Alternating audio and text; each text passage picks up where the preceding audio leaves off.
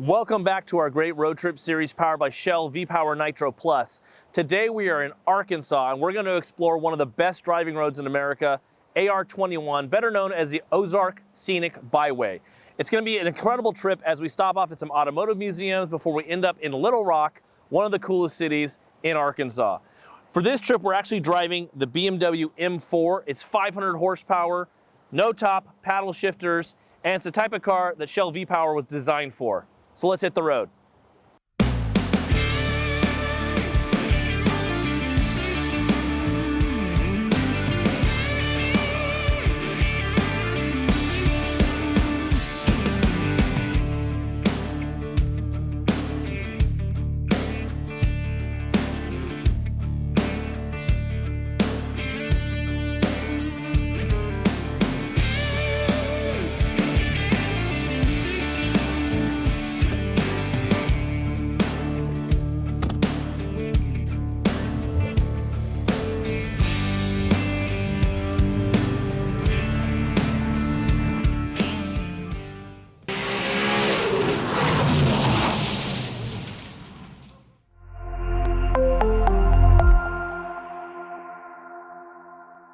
We're headed east out of Fayetteville on Highway 412, which will take us deep into the Ozarks, but we're looking for a turnoff onto AR-21 with a restaurant that marks it called Sugar Boogers. It's a popular barbecue place with bikers and automotive enthusiasts who come here to drive the road, and it's kind of the unofficial start of the Ozark Scenic Byway.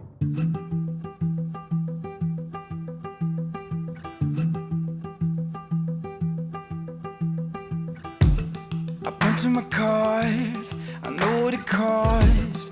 Yeah, I put in the work that you don't. Day after day, I work in the play. Yeah, I'll do all the things that you won't. Even when my feet get tired, I will keep on moving higher. I'm the story you don't speak of. I'm the one they call the underdog. Cause every time the push comes to shove, I'm climbing over you to reach the top. Cause I want everything and nothing at all.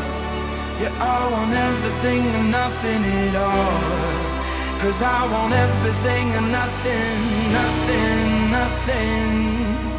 nothing at all. Don't care what you think, what you believe, cause I'm gonna turn the world upside down. If you want a shot, just step in the ring.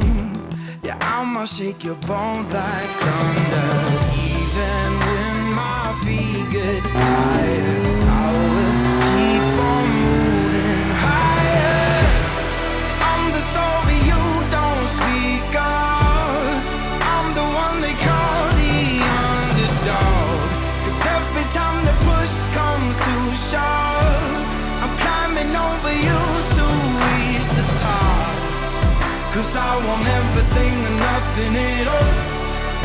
Yeah, I want everything and nothing at all. Cause I want everything and nothing at all. I don't want nothing at all unless I can have it all. I don't want nothing. All right, so we're about halfway through our road trip down AR-21. This is one of the best roads I've ever driven. It's really easy to see why this is a popular spot for motorcyclists and automotive enthusiasts from all over the country. It's 155 turns in 65 miles, and it goes through some of the most beautiful country I've ever seen. I don't want nothing at all. I don't want nothing at all, unless I can have it all. Nothing at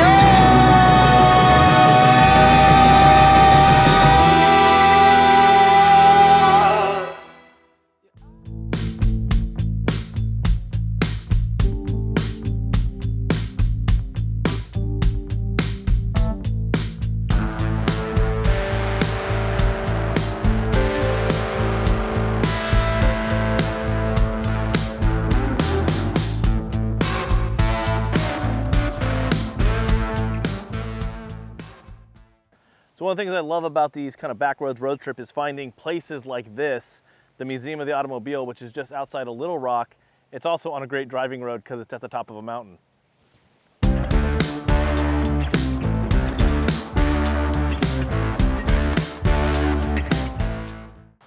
All right, so the first car we see here at the museum is a 64.5 Mustang, and it's one of the few cars I'm actually qualified to talk about because I've restored a lot of these, I've had a lot of these cars, and a lot of people will ask me what makes a 64.5 different than a 65, and it's a bunch of little things like the hood is slightly different, the headlight buckets are slightly different, they have clip-on door handles, they have slightly different things on the interior here and there, but as far as Ford is concerned, these were all 65 Mustangs, and I'm excited to see what else they have inside the museum.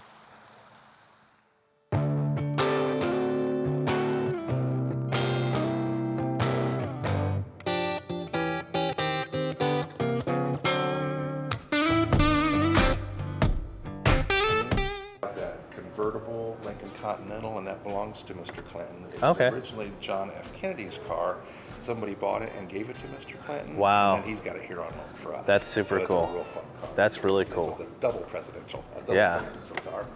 And then we've got a couple other celebrities. We have a Ranchero that Elvis Presley used to own. Okay. In the back right-hand corner is a pink Packard that was owned by the friend of Mae West. Okay. So, yeah. And I'm just speaking out of theory here. So, some people say, oh, that must have been her sugar daddy, but I think Mae West was the sugar daddy in the relationship. My guess is that was her car that she had one of her boyfriends drive.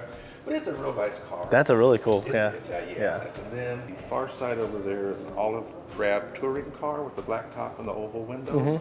That's called a Climber, and those were made down in Little Rock. Okay, interesting. The company's out of business now. Yeah. It went out of business in the Depression. There's supposed to be 2 of them left in the world. Wow. And we have both of them. The museum has both. Oh, that's super cool. We just have one on display. The other one's getting some transmission work or something. I don't know. So if you followed my website, you know I have the 67 Ford Fairlane that I built for the SEMA show a few years ago. And it's very similar. This is the Ranchero version of it, but this Ranchero is even more special because it was owned by Elvis Presley at his ranch. So one of the other cars I think is really cool in this collection is this 1914 concessions wagon, the popcorn wagon. It is super cool, and it looks like something that Disney would have had made for Disneyland, but this is actually what a concession stand vehicle looked like back in 1914. And it's unreal how detailed it is, how cool this is, and this is the only one in the world like this.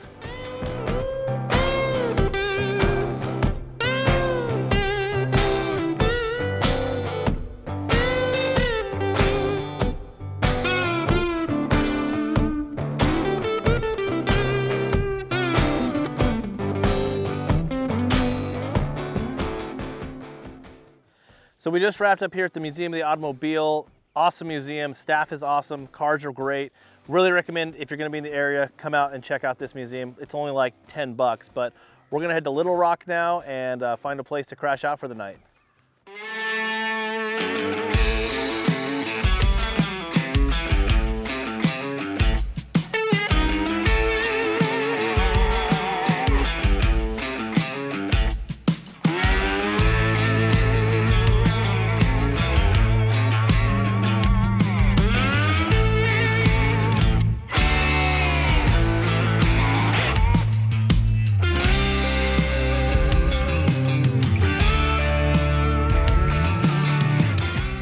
So we're wrapping up our road trip here in Little Rock, Arkansas. It's one of the best kept destination secrets in America.